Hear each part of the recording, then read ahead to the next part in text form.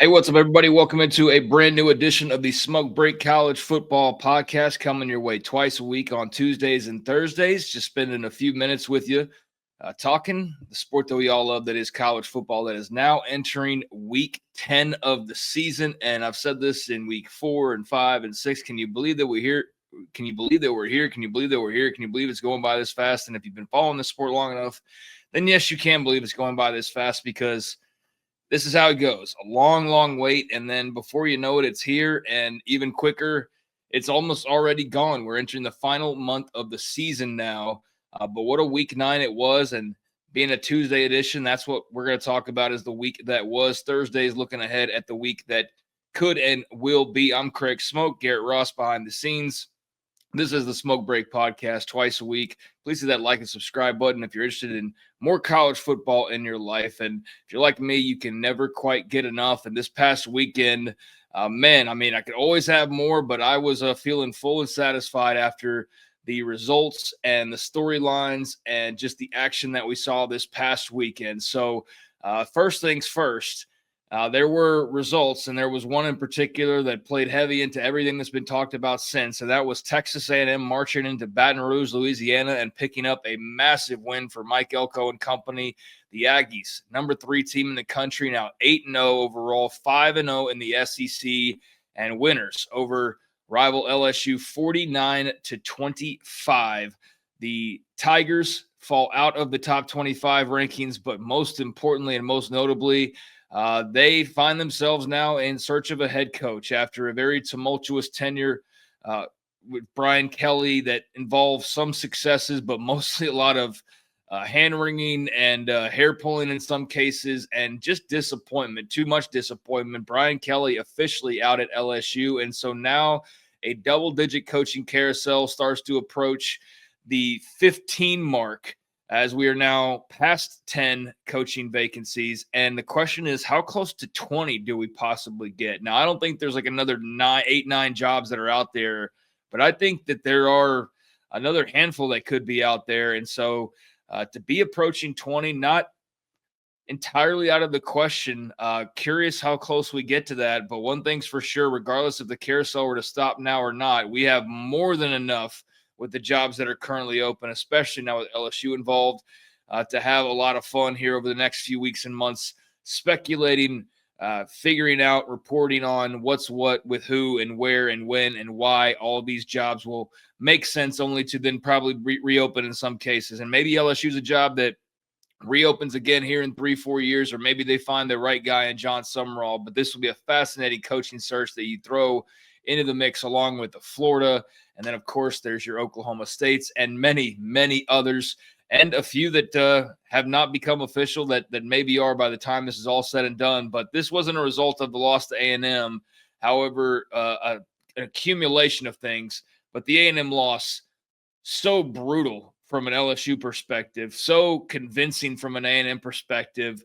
It's not often you see an LSU team get physically whipped. A&M was bigger, faster, stronger, it felt like, in a lot of that game. It's not often you see LSU out-talented. A&M had just as much, if not more, talent. It's not often that you see LSU just get mauled at their place, and that's exactly what A&M did by the end of this thing. LSU made it a game there all the way up until half, but in that second half, it was all Aggies, 35-7, including a massive third quarter for A&M to blow this thing open, 49-25. Marcel Reed, even with a couple of picks, I thought was sensational, as he not only was effective through the air to some extent, but especially on the ground, with over 100 yards rushing. So A&M, I do think you wonder a little bit about their rushing game outside of Marcel Reed because of injuries.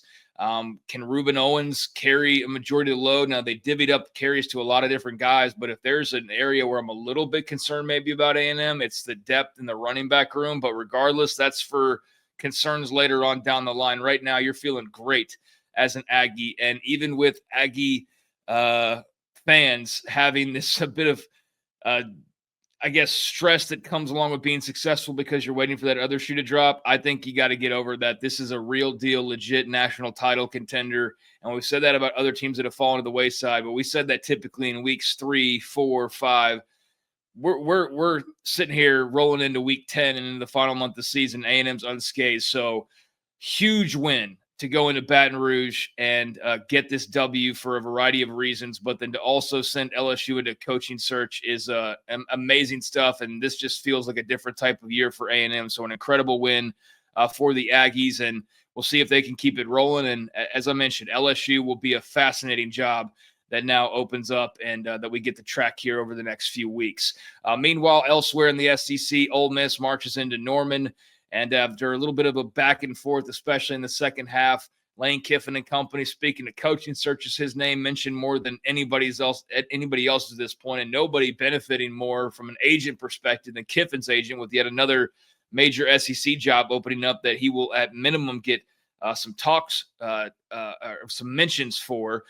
But you tack that on to what's already out there. And yeah, Lane Kiffin is standing to really benefit however he chooses to benefit. Does he want to go to another program and have the world promised to him there? Or does he want to have Ole Miss promise him the world to stay where he is?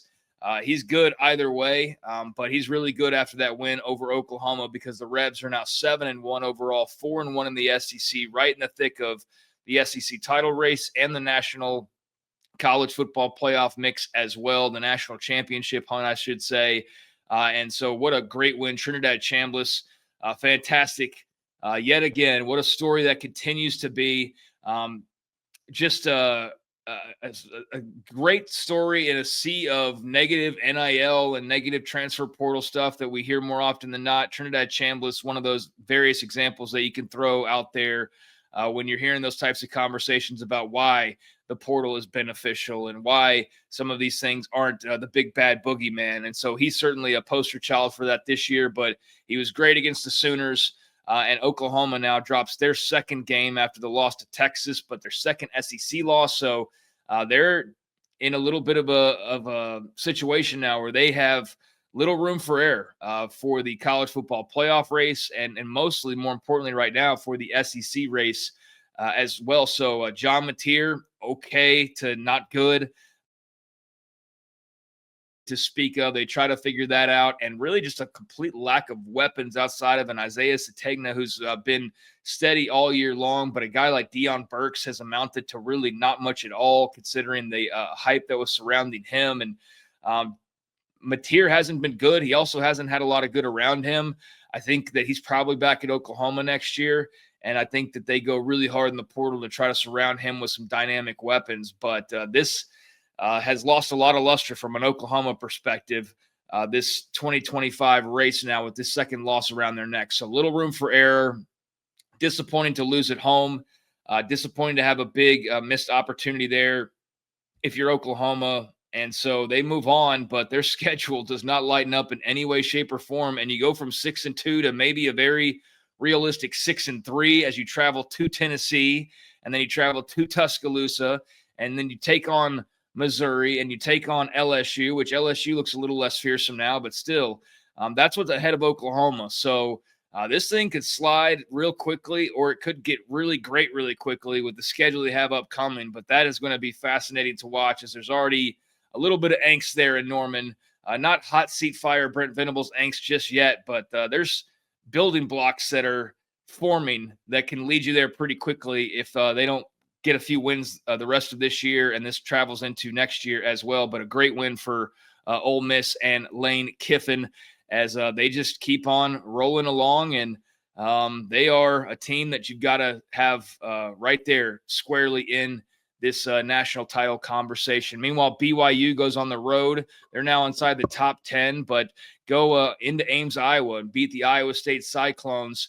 BYU now 8-0 overall, 5-0 in the Big 12. Cincinnati also unbeaten in the Big 12, but BYU the only unbeaten Big 12 team overall, and just impressive stuff once again. I mean, down 17, they scratch and fight and claw their way back to make it a closer game at halftime and give themselves a chance to feel like they are still very much in this thing, and they very much were. And not only did they go on a bit of a run, but in that second half, they completely dominate, outscoring BYU 24-3 in the second half alone, but a part of a stretch where BYU just really flipped a switch, never panicked, and just their big play guys made big plays, and they're all around very good, very talented team did all the right things offensively, defensively, and special teams wise to get them back in this fight, and then to go and win the last several rounds convincingly. So a really great win for Kalani Sitake and company.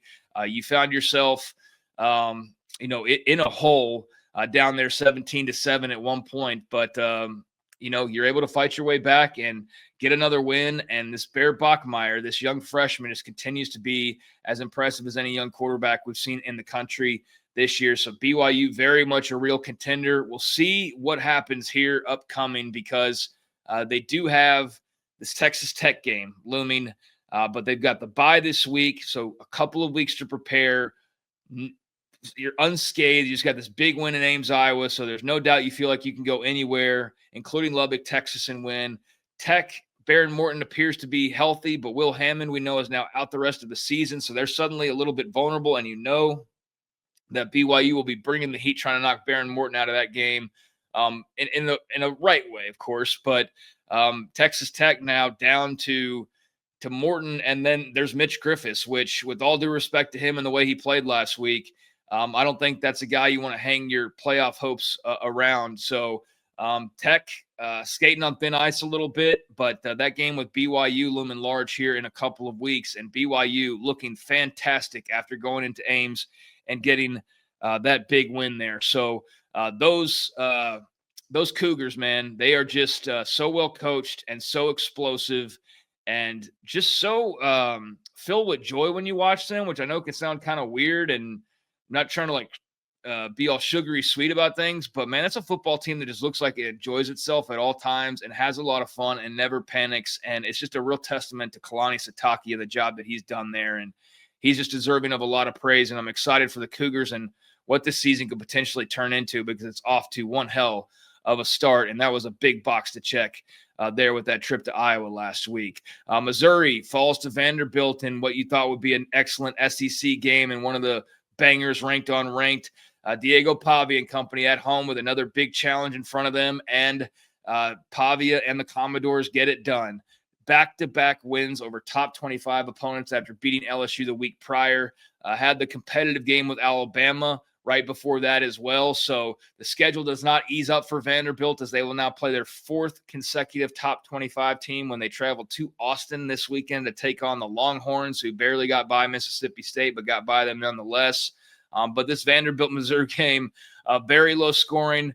Of course, some bad news from the Missouri perspective when it comes to their great quarterback in Bo Pribula, which is unfortunate to see that. But this game right here, this was about Diego Pavia and about the Commodores just being one of the best stories in the country this year. And I am ready for him to move on, Pavia, when the time comes. I don't want to see 10-year seniors in college football, but he's a guy who I've really enjoyed, and I'm enjoying this last ride of his and seeing what it can turn into. But the Commodores now 7-1, able to eke out this win in a low-scoring affair and move to 3-1 in the SEC as well. Now a second loss for Mizzou, and obviously you've lost your quarterback there in Pribula. So that's a double whammy for the Tigers. But, Vanderbilt, incredibly impressive. This game against Texas is really intriguing because of how Texas looked and also how Vanderbilt has looked. But Vandy, with those back-to-back top 25 wins, those were both at home in Nashville. Can they go do it on the road in Austin? We will see, but still big time to get that win over Mizzou, and they are firmly in that SEC mix. And this game against Texas will very much, in many ways, be kind of a elimination game potentially of sorts when it comes to this SEC title race, because somebody will now be bogged down by yet another loss, their third in SEC play. So another big one right there as far as the bangers list goes.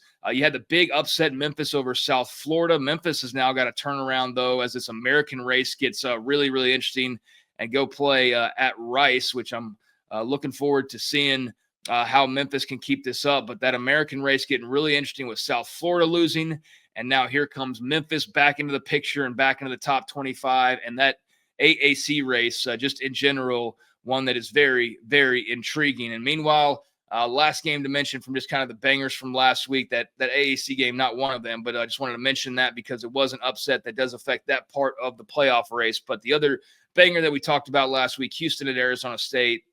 The Cougars go into Tempe and get the 24-16 win. What a difference Connor Wegman makes for this offense compared to a year ago, and the defense is still incredibly stout. Houston jumped out to that early 10-0 lead and then blew it open there in the third quarter. And Arizona State, to their credit, scratching, fighting, clawing back, doing the best they can. Jeff Sims trying to bring this team back, but too little, too late. Although they did make it somewhat interesting. But Houston runs for nearly 200.